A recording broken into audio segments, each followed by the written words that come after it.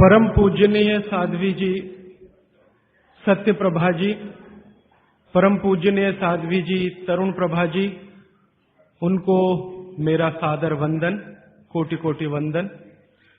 मुझे बहुत आनंद हुआ कि आज उनकी निश्रा में आपसे बात करने का, संवाद करने का समय मिलता है। मैं आपसे कल और कल के अगले एक दिन पहले और उसके एक दिन पहले 3 दिनों से जो बात कर रहा हूं, उसी बात को थोड़ा आगे बढ़ाता हूं। और आज की बात मैं आपके लिए बहुत महत्व की मानता हूं।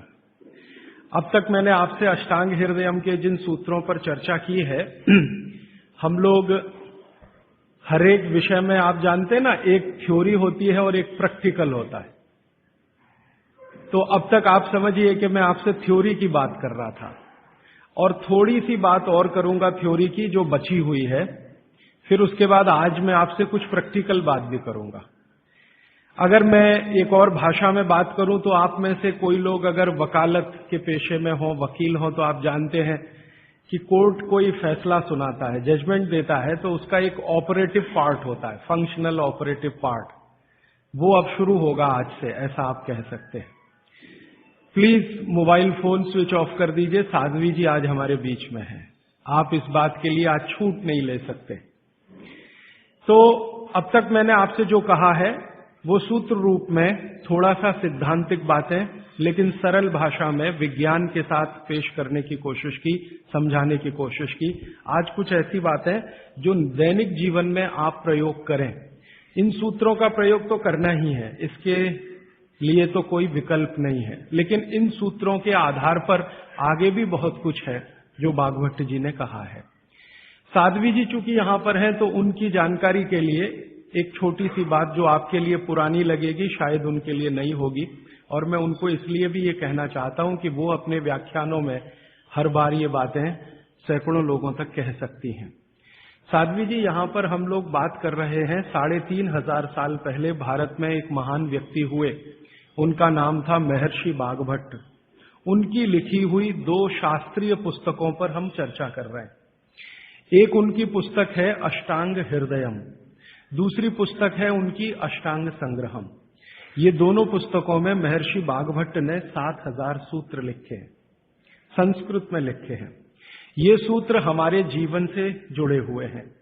हमारे अपने जीवन में हमें स्वस्थ रहना है, निरोगी रहना है, तो इन स्वस्थ और निरोगी रहने के लिए क्या क्या करना चाहिए, ये सूत्र बागभट्ट जी ने लिखे हैं। बागभट्ट जी महर्षि चरक के शिष्य थे। चरक ऋषि का नाम हम सब जानते हैं। चरक ऋषि के वो शिष्य थे और सबसे बेहतरीन शिष्यों में उनकी गिनती होती है, सबसे इंटेलिजेंट माने जाते हैं।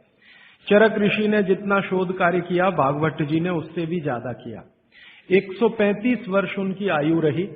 135 वर्ष में लगभग आप समझ लीजिए 18 वर्ष छोड़कर, 18 वर्ष वो ये कहते हैं कि मैं प्राथमिक अध्ययन करता रहा, तो 18 वर्ष छोड़कर बाकी सारे वर्ष उन्होंने बहुत गहन अध्ययन में लगाए।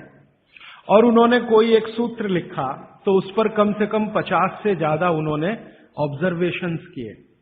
आज का जो विज्ञान है, जिसको हम आधुनिक विज्ञान कहते हैं, ये पूरा ऑब्जर्वेशन पर आधारित है। ऑब्जर्वेशन को हिंदी में क्या कहते हैं मैम?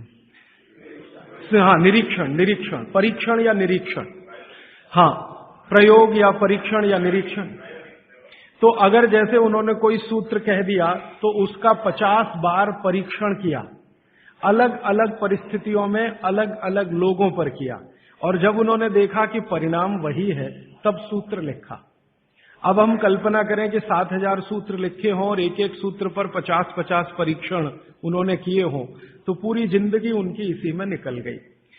महर्षि बागभट्ट बाल ब्रह्मचारी थे। अंतिम समय तक वो ब्रह्मचर्य का ही पालन करते रहे, गृहस्थ आश्रम उन्होंने नहीं जिया, लेकिन वो मानते थे कि गृहस्थ आश्रम बहुत महत्व का है। तो ऐसे महर्षि बागभट्ट के सूत्रों को मैं पिछले 6 साल से पढ़ता रहा, और भारत की आज की जो परिस्थिति है, मैं मानता था और आज भी मानता हूं कि उसमें ये बहुत अनुकूल है। आज हमारे भारत की परिस्थिति ऐसी है, 112 करोड़ लोग इस देश में रहते हैं, इनमें से करीब 75 से 80 करोड़ लोग बीमार हैं। सरकार कहती है कि सिर्फ 30 करोड़ लोग हैं स्वस्थ, बाकी सब हैं बीमार। अलग अलग बीमारियां हैं, वात की बीमारियां हैं, पित्त की हैं, कफ की हैं, और इन बीमारियों का इलाज करने के लिए भारत में कुल मिलाकर 23 लाख डॉक्टर हैं रजिस्टर्ड, जो एमबीबीएस, बीएएमएस और बीएचएमएस तीनों पद्धति के हैं। 23 लाख रजिस्टर्ड डॉक्टर हैं। अगर अनरजिस्टर्ड डॉक्टर भी इसमें मिला दें तो सरकार कहती है लगभग अनरजिस्टर्ड डॉक्टर भी इतने ही हैं, 25 लाख के आसपास। तो कुल मिलाकर हम 50 लाख डॉक्टर मान लें, अनरजिस्टर्ड और रजिस्टर्ड, तो भी मरीजों की संख्या 70 से 80 करोड़ है। एक डॉक्टर एक दिन में अच्छे से अच्छे काम करे तो 30 से ज्यादा मरीज नहीं देख पाता। तो मैंने एक दिन हिसाब लगाया कि अगर 30 व्यक्ति एक डॉक्टर के सुपुर्द कर दिए जाएं तो 50 लाख डॉक्टर हैं, मुश्किल से 1.5 करोड़ लोगों का इलाज हो सकता है, और रोगी 75 से 80 करोड़ हैं। तो भागवत जी एक सूत्र लिखकर चले गए, वो ये कहते हैं कि हर व्यक्ति अपनी चिकित्सा स्वयं कर सकता है, और इस बात को उन्होंने कहा कि 85% चिकित्सा बहुत आसान है जो कोई भी व्यक्ति स्वयं कर सकता है। 15% चिकित्सा थोड़ी मुश्किल है जिसमें आपको विशेषज्ञ की मदद की जरूरत पड़ती है। तो मैंने सोचा क्यों ना ये 85% चिकित्सा जो आसान है वो लोगों तक पहुंचाई जाए। इस दृष्टि से ये व्याख्यान श्रृंखला आयोजित की है। यहाँ पर श्रीमती प्रभा देवी जयप्रकाश जी के नाम से चलने वाला एक ट्रस्ट है, उसके मुख्य व्यक्ति मेरे साथ हैं श्री शुभकांत दास, और उनके पुत्र हैं प्रदीप भाई, और उनके सब सहयोगी निरंजन भाई और मेघाणी जी, इन सब ने मिलकर ये आयोजन किया। और मेरे जीवन का ये पहला व्याख्यान है जो मैं इस विषय पर दे रहा हूं। इसके पहले इस विषय पर मैंने कहीं बात ही नहीं की, क्योंकि अभी तक तो मैं अध्ययन ही करता रहा। और ये बात करने का ऐसा हो गया कि एक दिन मैं शोभाकांत जी के घर खाना खा रहा था, प्रदीप भाई के साथ बात हो गई कि क्यों ना इस विषय पर बात किया जाए। तो ऐसे ये तय हो गया अनायास, लेकिन मुझे लगा कि ये शायद सार्थक हुआ। कई लोगों ने मुझे कहा, और खासकर बाबूजी माने शोभाकांत जी ने मुझे कहा कि तुम पुराने भाषण देना बंद कर दो, वो जो पेप्सी कोका कोला वाले और विदेशी स्वदेशी वाले या WTO वाले ये ही कहो। शायद बहुत लोग ऐसा कहते हैं। अगर ऐसा सबका मन बना तो शायद इस विषय में मैं आगे भी और ज्यादा गहराई से रिसर्च करके बात करता रहूंगा।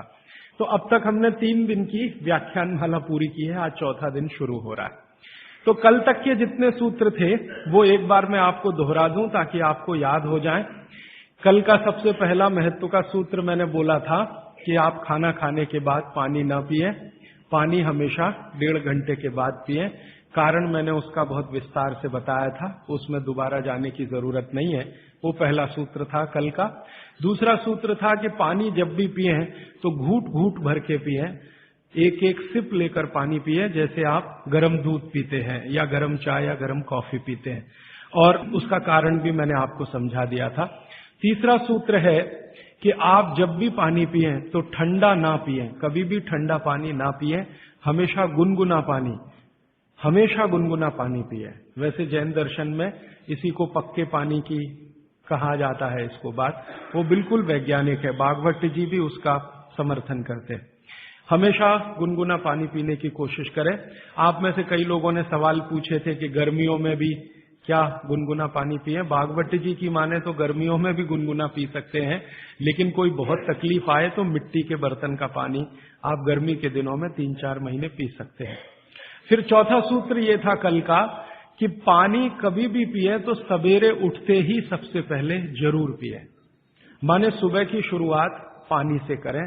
और उसमें मैंने बताया था कि मुंह का कुल्ला किए बिना वो उठते ही पानी आपको पीना है, क्योंकि रात को जब आप सोते हैं तो जो कुछ भी लार मुंह में बनी है ये बहुत ही कीमती है, इसका औषधीय गुण बहुत है।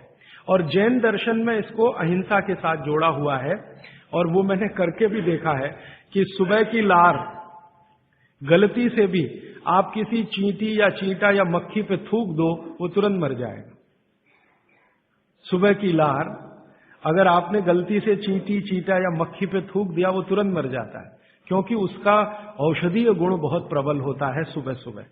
तो जैन दर्शन ने इसको अहिंसा से जोड़ा, भागवत जी ने इसको शरीर स्वास्थ्य से जोड़ा। तो ये 4 सूत्र मैंने कल आपको बताए थे, ये बहुत फंक्शनल हैं, ऑपरेटिव। इसके पहले 5 सूत्र पिछले 2 दिनों में मैंने बात की थी। आने वाले शायद एक दिन मैं सब सूत्रों को फिर से रिपीट कर दूंगा ताकि आपको भूलने ना पाए, आसानी से याद हो। अभी मैं आगे बढ़ता हूं। कल के सूत्र को आगे बढ़ाते हुए मैं एक सूत्र आपके सामने रख कहता हूं। भागवत जी कहते हैं बहुत गहरी बात। वो ये कहते हैं, ये साध्वी जी हैं इसलिए मुझे आज कहना बहुत उपयोगी भी लग रहा है इस सूत्र का। मैं सोचा था कि कल कहूंगा लेकिन आज कह रहा हूं। भागवत जी कहते हैं कि जब आप भोजन करें कभी भी, तो भोजन का समय थोड़ा निश्चित करें। भोजन का समय निश्चित करें। ऐसा नहीं कि कभी भी कुछ भी खा लिया। हमारा ये जो शरीर है ये कभी भी कुछ भी खा लेने के लिए नहीं है। इस शरीर में जठर है, मैंने आपसे कहा, उसमें अग्नि प्रदीप्त होती है। तो भागवती जी कहते हैं कि जब जठर में अग्नि सबसे ज्यादा तीव्र हो उसी समय भोजन करें तो आपका खाया हुआ एक एक अन्न का हिस्सा पाचन में जाएगा और रस में बदलेगा, और रस में से मांस, मज्जा, रक्त, वीर्य, मल, मूत्र, मेद और आपकी अस्थियां, इनका विकास होगा। तो कभी भी कुछ ना खाएं। ये पद्धति भारत की नहीं है, ये यूरोप की है। यूरोप में डॉक्टर्स हैं, वो हमेशा कहते हैं कि थोड़ा थोड़ा खाते रहो, कभी भी खाते रहो। हमारे यहां ये नहीं है, थोड़ा थोड़ा खाते रहो, कभी भी खाते रहो।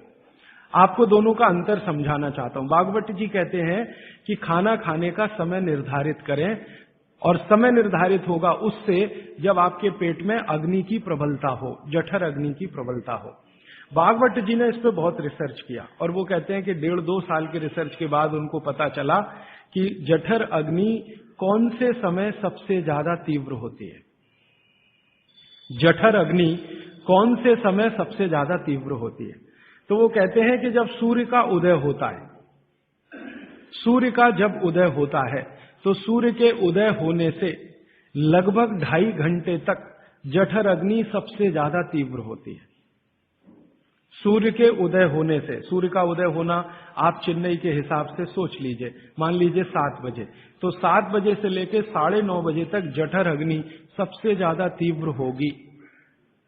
हो सकता है यही सूत्र अरुणाचल प्रदेश में मैं बात करूं तो वो 4 बजे से 6:30 का समय आ जाएगा, क्योंकि अरुणाचल प्रदेश में सूर्य 4 बजे निकल आता है। अगर मैं सिक्किम में बात करूंगा तो और 15 मिनट पहले हो जाएगा, और यही बात अगर मैं गुजरात में जाकर करूंगा तो आपसे समय थोड़ा भिन्न हो जाए। तो सूर्य के साथ इसको ध्यान रखें।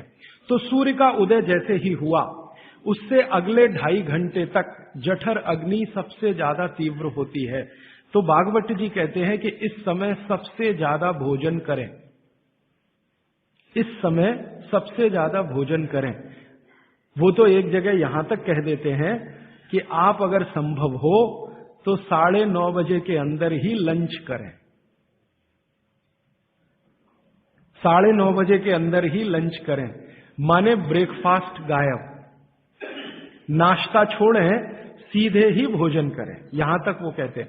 वो ये कहते हैं कि सुबह 9:30 बजे तक अगर आपने भरपेट भोजन किया है तो इसमें से जो कुछ भी बनेगा वो एक एक बूंद, एक एक अन्न का टुकड़ा, एक एक दाने का टुकड़ा आपके शरीर के लिए उपयोगी होगा। क्यों? क्योंकि वो कहते हैं कि सुबह 7 बजे से, आपके हिसाब से मैं कह रहा हूं, 7 बजे से 9:30 जठर अग्नि बहुत तीव्र होती है। भागवत जी ने एक और रिसर्च किया था कि शरीर के जो अलग अलग अंग हैं, जैसे हृदय है, हृदय, और जैसे जठर है, जठर, जैसे किडनी है, जैसे लीवर है, इनके काम करने का अलग अलग समय है। जठर अग्नि के काम करने का सबसे अच्छा समय है 7 से 9:30, सूर्योदय से 2.5 घंटे तक। फिर इसी तरह से हृदय, हृदय के काम करने का समय है सबसे ज्यादा ब्रह्म मुहूर्त से 2.5 घंटे पहले। ब्रह्म मुहूर्त आप समझते हैं 4, 4:30, तो 2, सवा 2 बजे, 1:30 बजे से लेकर 4 बजे के बीच में हार्ट सबसे ज्यादा सक्रिय होता है, और सबसे ज्यादा हार्ट अटैक उसी समय में आते हैं। किसी भी डॉक्टर से पूछ के देख लीजिए, क्योंकि हृदय जब सबसे ज्यादा सक्रिय होगा तो हृदय घात भी उसी समय होगा। इसलिए 99% हार्ट अटैक अर्ली मॉर्निंग्स में ही होते हैं, क्योंकि हृदय के काम करने का उस समय सक्रियता सबसे ज्यादा है। इसी तरह हमारा लीवर है, इसी तरह किडनी है। इसकी पूरी एक सूची मैंने बनाई है, बाहर पुस्तकों में है, इसलिए विस्तार में मैं नहीं जाता। संकेत के लिए आपसे कह रहा हूं कि हर शरीर के अंग का काम करने का एक निश्चित समय है, प्रकृति ने तय किया है, उसको भगवान ने तय किया है। तो आपका जठर अग्नि है, ये सबसे अच्छा 7 से 9:30, तो आप भरपेट खाना खाइए, ठीक है। फिर आप बोलेंगे जी दोपहर को भूख लगी तो थोड़ा और खा लीजिए, लेकिन भागवती जी कहते हैं कि सुबह का खाना सबसे ज्यादा, अगर आज की भाषा में मैं कहूं तो आपका जो ब्रेकफास्ट है ना, वो हैवियर से हैवियर होना चाहिए, भारी से भारी ब्रेकफास्ट। जितना खाते हैं ज्यादा भी खा लीजिए, कोई फर्क नहीं पड़ता। सुबह के नाश्ते में भरपेट खाइए। फिर वो कहते हैं दोपहर का भोजन अगर आप कर रहे हैं तो इसको थोड़ा कम करिए, नाश्ते से दोपहर का भोजन नाश्ते से कुछ कम करिए, 1/3 कम कर दीजिए, और रात का भोजन दोपहर के भोजन का 1/3 कर दीजिए। अब सीधे से मैं कहता हूं, अगर आप सवेरे 6 रोटी खाते हैं तो दोपहर को 4 ले लीजिए और शाम को 2 ले लीजिए।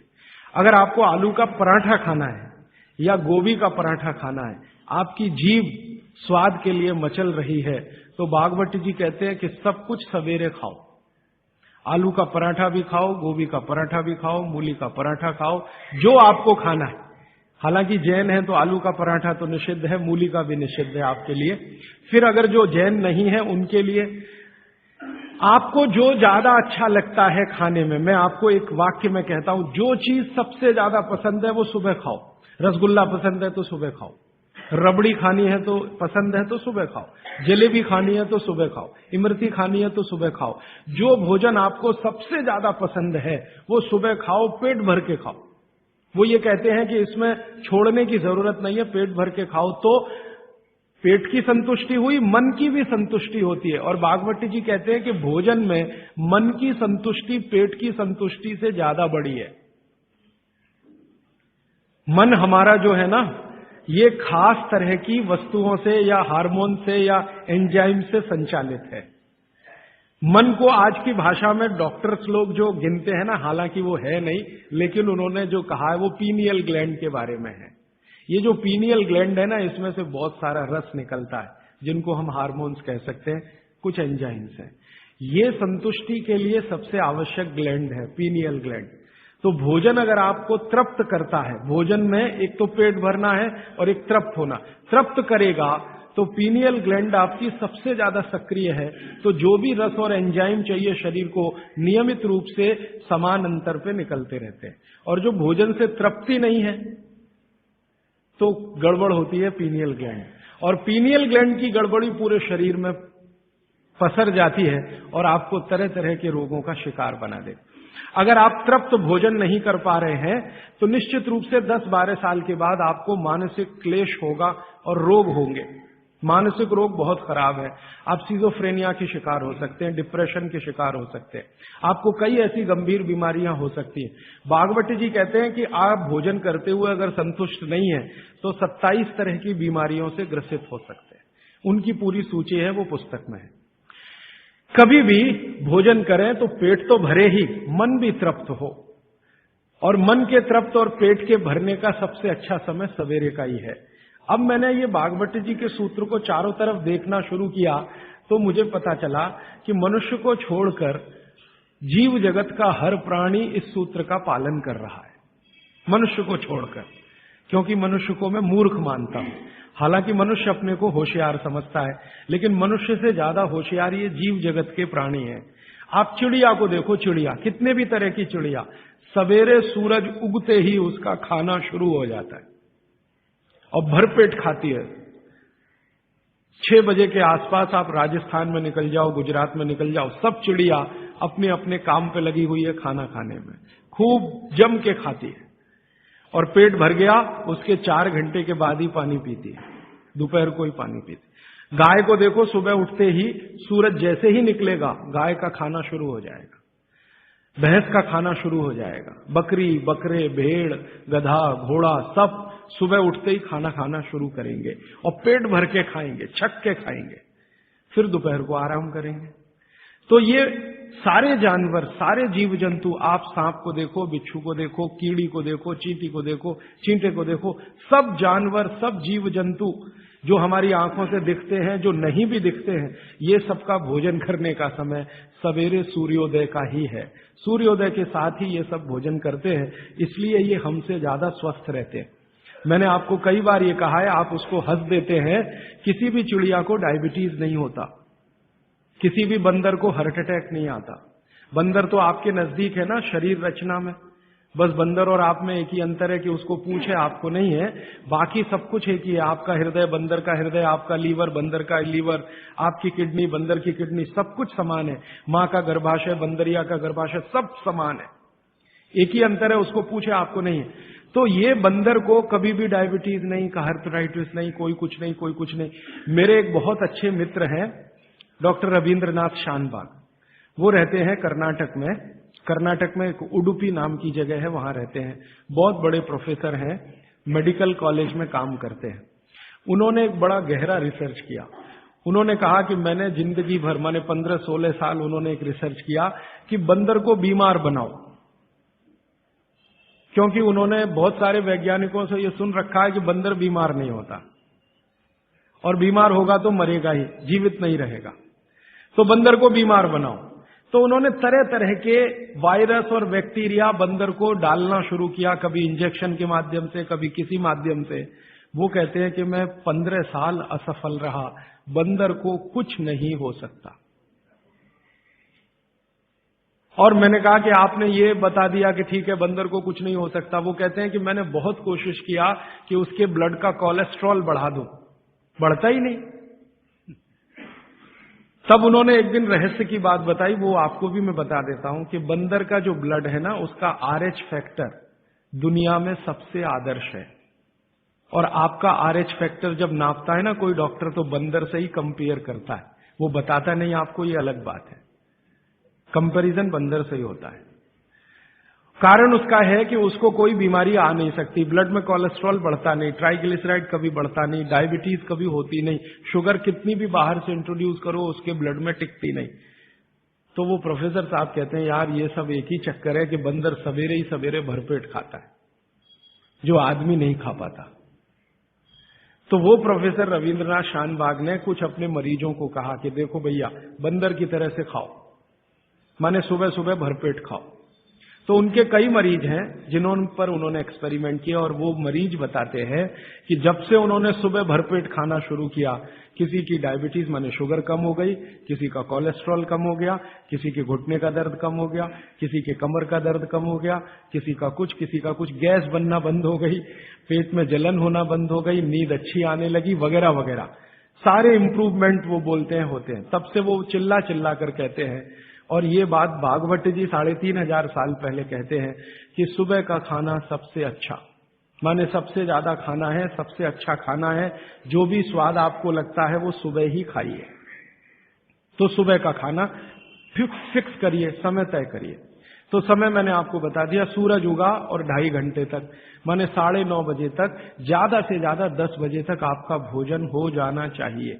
और ये भोजन तभी होगा जब आप नाश्ता बंद करेंगे। ये नाश्ता हिंदुस्तानी चीज नहीं है, ये अंग्रेजों की है। और आप जानते हैं ना हमारे यहां चक्कर क्या चल गया है, नाश्ता थोड़ा कम करेंगे, लंच थोड़ा ज्यादा करेंगे, डिनर उससे भी ज्यादा करेंगे। सवा सत्यानाश, एकदम उल्टा। भागवत जी कहते हैं कि नाश्ता सबसे ज्यादा करो, लंच उससे कुछ कम करो, डिनर सबसे कम करो। हमारा बिल्कुल उल्टा चक्कर है, डिनर सबसे ज्यादा, लंच उससे कुछ, और नाश्ता सबसे कम। ये अंग्रेज और अमरीकियों के लिए नाश्ता कम है, कारण पता है, वो लोग नाश्ता हल्का ही करें तो उनके लिए अच्छा है, हमारे लिए नाश्ता ज्यादा ही करना बहुत अच्छा है। कारण उसका एक ही है कि अंग्रेजों के देश में सूर्य नहीं निकलता, साल में 8-8 महीने तक सूरज के दर्शन नहीं होते। और ये जो जठर अग्नि है ना, ये सूरज के साथ सीधे संबंधित है। जैसे जैसे सूर्य तीव्र होगा अग्नि तीव्र होगी, जैसे जैसे सूर्य कम होगा अग्नि भी कम होगी। तो यूरोप और अमेरिका में सूरज निकलता नहीं, साल में 8-8 महीने बर्फ पड़ती है, -40 डिग्री सेंटीग्रेड तापमान होता है, तो वहां जब सूरज है नहीं तो जठर में अग्नि हो नहीं सकती, तो वो नाश्ता हैवी नहीं कर सकते, करेंगे तो उनको तकलीफ हो जाएगी। इसलिए मैंने सबसे पहले दिन जो सूत्र बोला था, अपनी आबो हवा, अपना पर्यावरण, अपना वातावरण, अपनी तासीर, इसको ध्यान में रखकर ही चले। तो आपके देश की जो आबो हवा और तासीर है वो ये कि हर दिन सूरज निकलता है, सुबह निश्चित रूप से निकलता है, अगले दिन भी निकलेगा, करोड़ों साल से निकल रहा है, अगले करोड़ों साल तक निकलेगा। इसलिए भारत में every morning is good morning, सभी सुबह अच्छी है। यूरोप वाले तरसते हैं गुड मॉर्निंग के लिए, अच्छी सुबह होती नहीं वहां, इसलिए हर एक आदमी दूसरे को विश करता है, may I wish you to have a good morning, इसलिए वो गुड मॉर्निंग वाले लोग हैं। हमारे यहां तो every morning is good morning, तो हम गुड मॉर्निंग में क्यों फंसे हुए हैं? तो गुड मॉर्निंग से निकलिए, नमस्ते में आइए, नमस्कार में आइए, वणक्कम में आइए। ये गुड मॉर्निंग आपके लिए काम की चीज नहीं है, और ये गुड मॉर्निंग जुड़ी हुई है आपके पेट से। जितनी अच्छी सुबह होगी, माने सूर्य जितना अच्छा होगा, उतनी तीव्र जठर अग्नि होगी, उतना ही अच्छा भोजन करिए। तो वो कहते हैं कि सुबह का खाना आप भरपेट खाइए, माने नाश्ते को लंच में बदल दीजिए, ठीक है, 9:30 बजे तक, 10 बजे तक ज्यादा से ज्यादा। फिर आप इसमें तर्क और कुतर्क मत करिए, जी हमको दुकान जाना है, हमको ऑफिस जाना है, हमको दुनियादारी संभालनी है, किसके लिए? इसी पेट के लिए ना। ये दुनियादारी कर किसके लिए? आप इसी पेट के लिए ना। तो पेट तो दुरुस्त होने के लिए भागवत जी कह रहे हैं कि भाई इसको संभाल लो, तो दुनियादारी संभलती है। और ये गया तो दुनियादारी संभाल के करेंगे क्या? मान लीजिए पेट ठीक नहीं है, स्वास्थ्य ठीक नहीं है, आपने 10,000 करोड़ कमा लिया, क्या करेंगे? डॉक्टर को ही देंगे ना। तो डॉक्टर को देने से अच्छा किसी गौशाला वाले को दे दीजिए, पेट दुरुस्त कर लीजिए। तो पेट आपका है तो दुनिया आपकी है, ये आप जान लीजिए। इसलिए पेट को दुरुस्ती के लिए भागवत जी कहते हैं सुबह का खाना भरपेट खाइए, माने आप बाहर निकलें घर के तो छक्कर खाना खा के निकलिए, भोजन करके ही निकलिए। दोपहर को 12 बजे से 1 बजे के बीच में जठर अग्नि की तीव्रता कम होना शुरू होती है, तो उस समय थोड़ा कुछ हल्का खाएं, माने जितना सुबह खाया उससे कुछ कम खाएं तो अच्छा है, ना खाएं तो और भी अच्छा है। खाली फल खा लें, जूस पी लें, दही पी लें, मट्ठा पी लें, आदि आदि। शाम को फिर खाएं। अब शाम का भागवत जी कहते हैं कि आपने एक चीज देखी है ना, वो बहुत प्रकृति से सीखने की जरूरत है। दीपक भरा तेल का दीपक आप जलाना शुरू करिए तो पहली लौ खूब तेजी से जलेगी, ठीक है, और अंतिम लौ भी तेजी से जलेगी। माने दीपक जब बुझने वाला होगा तो बुझने से पहले वो बहुत तेज जलेगा। यही पेट का भी नियम है। जठर अग्नि सुबह सुबह बहुत तीव्र होगी और शाम को जब सूर्यास्त होने जा रहा है तब भी तीव्र होगी, बहुत तीव्र होगी। तो कहते हैं शाम का खाना सूरज के रहते रहते खा लो, सूरज डूबा तो अग्नि भी डूबी। तो वैसे तो जैन दर्शन में कहा है रात्रि भोजन निषेध है, भागवत जी भी यही कहते हैं, तरीका अलग है बस। आप अहिंसा के लिए कहते हैं, वो स्वास्थ्य के लिए कहते हैं। वो ये कहते हैं शाम का खाना तो सूरज डूबने के बाद दुनिया में कोई नहीं खाता। गाय को खिला के देख लो, नहीं खाएगी, भैंस भी नहीं खाती, खिला के देख लो, बकरी भी नहीं खाएगी, बकरा गधे को खिला के देख लो, खाता नहीं, हाँ बिल्कुल नहीं खाता। आप खाते हैं तो आप अपने को कंपेयर कर लीजिए कि किसके साथ हैं आप। कोई जानवर, कोई जीव राशि सूरज डूबने के बाद खाती नहीं, तो आप क्यों खा रहे हैं? प्रकृति का नियम भागवत जी कहते हैं पालन करिए, माने रात का खाना जल्दी कर दीजिए सूरज के रहते रहते, माने 5-6 बजे के आसपास आपके यहां सूरज डूबता है, 6 बजे या 6:30 बजे, वही समय सबसे अच्छा है डूबने से पहले। अब कितना पहले? तो भागवत जी ने उसका कैलकुलेशन दिया है 40 मिनट पहले। सूरज डूबने का समय पता कर लीजिए, चेन्नई में सूरज शाम को 7 बजे डूब रहा है तो 6:20 तक, 6 बजे डूब रहा है तो 5:20 तक। ये हिंदुस्तान के किसी भी कोने में चले जाइए, सूरज डूबने से 40 मिनट पहले का ही निकलेगा। तो 40 मिनट पहले शाम का खाना खा लीजिए और सुबह का तो सूरज निकलने के 2.5 घंटे तक कभी भी खा लीजिए, दोनों समय पेट भर के खा लीजिए। फिर कहेंगे जी रात को क्या? तो रात के लिए भागवत जी कहते हैं कि एक ही चीज है रात के लिए कि आप कोई तरल पदार्थ ले सकते हैं, जिसमें सबसे अच्छा उन्होंने दूध कहा है। साध्वी जी तो वो भी नहीं ले सकते, साधु तो वो भी नहीं ले सकते, लेकिन आप गृहस्थी लोग हैं तो इतनी छूट चाहें तो आप ले सकते हैं। भागवत जी कहते हैं कि शाम को सूर्य डूबने के बाद, मैंने आपको कल कहा था